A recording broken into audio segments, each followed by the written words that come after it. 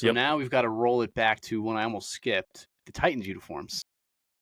So let's pull those up really quick. These are really cool. There's a little bit of controversy kind of surrounding these uniforms, which is interesting.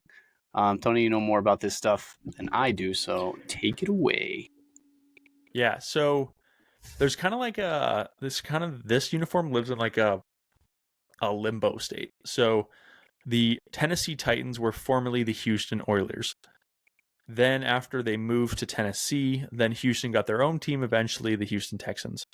And so that's part of like, so if you watch Pat McAfee, JJ Watt goes on every Wednesday, and he said, he was, voting or expressing last week that like Houston should own the rights to the Houston Oilers uniforms because they're the Houston football team and that's like their culture or their past. But Tennessee technically is the one that wears it because that franchise was originally the Houston Oilers and then moved. So it's kind of weird that like the Tennessee Titans are wearing a uniform of the Houston team. And then on top of that, another layer is the fact that the Houston Cougars, which, the University of Houston, also decided earlier this year. Let's see, let's go to my post about it. So I posted today that the University of Houston Cougars, they decided to start this year. They wore a very similar concept to the Houston Oilers, and that's going to be that it's a baby blue uniform with white numbers, red outline, with the stripes, and it says Houston on the front. And the only difference between this and the Oilers would be, let's see, face mask color. Is it the same? Yeah. So stripe, red face mask. Very, very similar between the two. The difference would be that they have Houston on the side within their font, so that's the difference. But the NFL kind of took it on themselves to basically send the University of Houston a cease and desist letter a couple weeks ago saying you can't wear these jerseys anymore and you have to basically halt the sales of all merchandise and anything that uses this. And that's basically like infringing on our trademark of the Houston Oilers. I don't know how you could do this because at the end of the day, it's a uniform with stripes and colors. And I bet if they really looked, there's probably a lot of teams with similar colors and stuff around the country. The only thing that they have to stand on is that it's also Houston as the starter to that. So, yeah, who knows? Maybe the NFL's hoping that they're big, bad, and scary enough that they can send a cease and desist and they'll stop doing it and they don't have to worry about it. Or Houston could say, yeah, you don't own the rights to colors. Like, you want to go to court? Let's go to court. Yeah, that's tricky, though. It's kind of crazy, dude. The NFL, it's crazy the things they do, I kind of agree with Houston, to be honest, because my buddy pointed this out to me yesterday. We were talking about it. It would be like if the Oklahoma Thunder were to release Seattle Supersonics throwback jerseys and wear them in Oklahoma. That's what it would be like. So I see where they're coming from, but like you said, in order to just cease it and stop all sales of the merchandise, well, I'll tell you what, if you were at that game yesterday or on Sunday and you got an Oilers jersey, if you will, from the stadium, you're sitting on some cash right now if that does go through. Yeah. The thing's gonna be worth some money. It's obviously like there's no getting around it. They use the likeness and it's Houston. So but it's like, can you really come after them for using the likeness of a color palette? No. Yeah.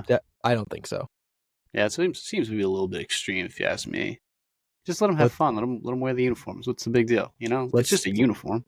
Let's find the law somewhere that says you cannot copy color palettes for football uniforms. Good luck with that. Yes, we need somebody to start digging on that. But the uniforms themselves, I love them. I think these are excellent uniforms. I think they look really nice. This one is nicely broken up. You got the white helmet, the blue jersey, the white pants, teal socks, and then the use of red accessories. That was the finishing touch for me. These things looked incredible. Huge fan of these. What do you guys think? I think they look great. The red is awesome. That kind of baby powder teal blue. It looks great. Yeah, dude, I really think the red sets it off, especially Jeffrey Simmons here. Derrick Henry had some really cool PEs for this. He had, I don't know if I can remember. He had some gloves. I think they were teal and red.